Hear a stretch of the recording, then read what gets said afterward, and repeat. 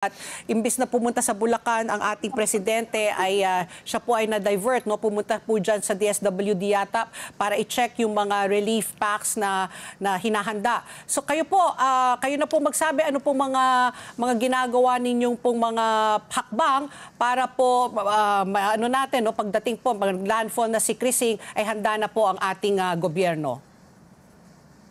Opo, katulad ng sinasabi ko po kanina, no, naka-red alert na po tayo mula pa kahapon at naka-blue alert na po ilang araw nakakaraan.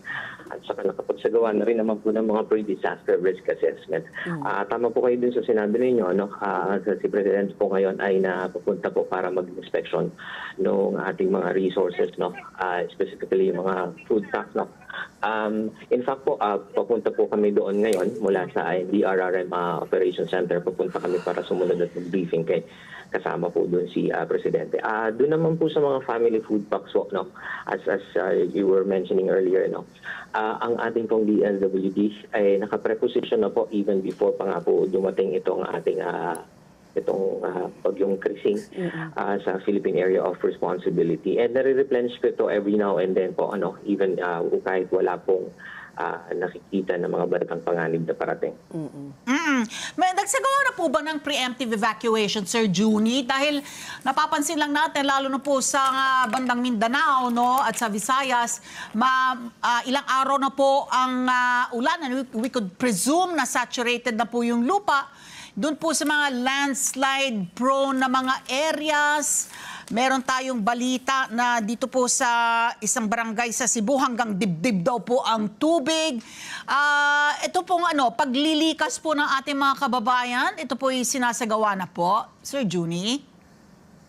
Opo, nagpadala na rin kasi ng mga abiso, no, through our DNR and GB, yung mga flood-prone areas at saka mga landslide-prone areas. Yung listahan po na yun ay hanggang barangay talaga. So naiparating po ito through our DILG at saka nagpadala na rin po ng memorandum ng DILG sa ating mga local government units para po dun sa mga barangay, mga areas at mga kababayan po natin na dapat pong mag-preemptive evacuation po. Oo. Yung isa pang nakaka-disturbing na na video, yung nakita ko, yung nangyayari po ngayon dyan sa Negros, na pati yung mga malls, no, pinapasukan na po ng tubig at saka monsoon rains pa lang ito, no, hindi pa talaga ito yung bagyo. Paano pa nakakaagapay? Nakakaagapay pa ba po tayo? Ano pa yung mga nangyayari po dyan sa Negros? Ano yung estado rin po nila? Opo, no, yung ating mga OCD regional offices at saka yung mga regional DRRM councils po.